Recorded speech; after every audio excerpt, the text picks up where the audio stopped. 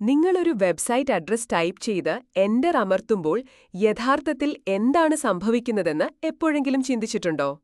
ലോകത്തിന്റെ മറ്റേ അറ്റത്തുള്ള ഒന്ന് നിങ്ങളുടെ സ്ക്രീനിൽ തൽക്ഷണം എങ്ങനെയാണ് തെളിയുന്നത്? നമുക്ക് ഓരോ ഘട്ടമായി അത് വിശദീകരിക്കാം. ഇതെല്ലാം നിങ്ങളുടെ ബ്രൗസറിൽ നിന്നാണ് തുടങ്ങുന്നത്, ക്രോം അല്ലെങ്കിൽ സഫാരി പോലെ. നിങ്ങൾ www.example.com എന്ന് ടൈപ്പ് ചെയ്യുന്നു. പക്ഷേ നിങ്ങളുടെ ബ്രൗസറിന് ആ പേര് യഥാർത്ഥത്തിൽ മനസ്സിലാകില്ല. അതിനെ ഒരു അഡ്രസ്സിലേക്ക് മാറ്റേണ്ടതുണ്ട്. അവിടെയാണ് DNS കടന്നുവരുന്നത്, ഡൊമെയ്ൻ നെയിം സിസ്റ്റം. ഇതിനെ ഇന്റർനെറ്റിന്റെ ഫോൺ ബുക്ക് എന്ന് കരുതാം.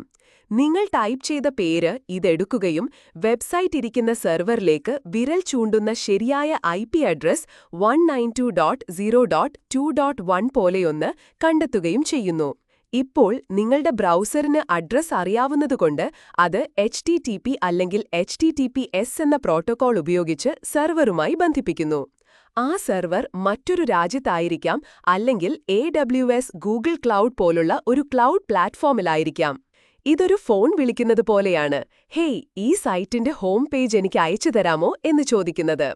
സെർവർ ഫയലുകൾ തിരികെ അയച്ചുകൊണ്ട് മറുപടി നൽകുന്നു, സാധാരണയായി HTML, CSS, ജാവാസ്ക്രിപ്റ്റ്, ചിത്രങ്ങൾ എന്നിവ.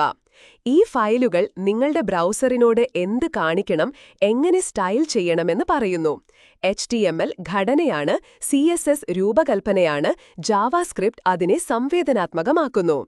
നിങ്ങളുടെ ബ്രൗസർ ഫയലുകൾ സ്വീകരിക്കുന്നു, കോഡ് വരിക്ക് വരിയായി വായിക്കുന്നു, നിങ്ങൾ സ്ക്രീനിൽ കാണുന്ന വെബ് പേജ് റെൻഡർ ചെയ്യുന്നു. ഇത് ലേഔട്ട് നിർമ്മിക്കുന്നു, സ്റ്റൈലുകൾ ലോഡ് ചെയ്യുന്നു, സ്ക്രിപ്റ്റുകൾ പ്രവർത്തിപ്പിക്കുന്നു. എന്നിട്ട് ബൂം, നിങ്ങൾ നിങ്ങളുടെ പ്രിയപ്പെട്ട സൈറ്റിലൂടെ സ്ക്രോൾ ചെയ്യുന്നു. നിങ്ങൾ എന്തെങ്കിലും ക്ലിക്ക് ചെയ്യുമ്പോഴോ മറ്റൊരു പേജ് ലോഡ് ചെയ്യുമ്പോഴോ ഈ പ്രക്രിയ വീണ്ടും സംഭവിക്കുന്നു, എന്നാൽ കാഷിംഗ്, CDNകൾ, ബ്രൗസർ മെമ്മറി എന്നിവ കാരണം വേഗത്തിൽ. ഇതെല്ലാം മില്ലി സെക്കൻഡുകൾക്കുള്ളിൽ സംഭവിക്കുന്നു. ഇന്റർനെറ്റ് ശരിക്കും ഗംഭീരമാണ്, അല്ലേ? ചുരുക്കത്തിൽ, നിങ്ങളൊരു URL ടൈപ്പ് ചെയ്യുന്നു, DNS സെർവറിന്റെ IP കണ്ടെത്തുന്നു, ബ്രൗസർ ഒരു റിക്വസ്റ്റ് അയക്കുന്നു, സെർവർ കോഡുമായി മറുപടി നൽകുന്നു, ബ്രൗസർ പേജ് നിർമ്മിക്കുന്നു. അങ്ങനെയാണ് ഒരു വെബ്സൈറ്റ് പ്രവർത്തിക്കുന്നത്. വളരെ രസകരമല്ലേ?